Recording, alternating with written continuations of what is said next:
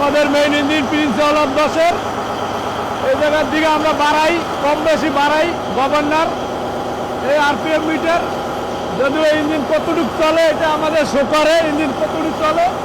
এই যে lube oil metre এবং আরও আছে, পানির মিটার আছে, টেম্পারেচার আছে, একজস্ট টেম্পারেচার মিটার, এই যে একজস্ট পাইপ এবং পিছনে এই যে মোবিলের lube oil cooler, lube oil cooler, এই যে লুব অয়েল কুলার এবং lube oil filter, lube oil filter.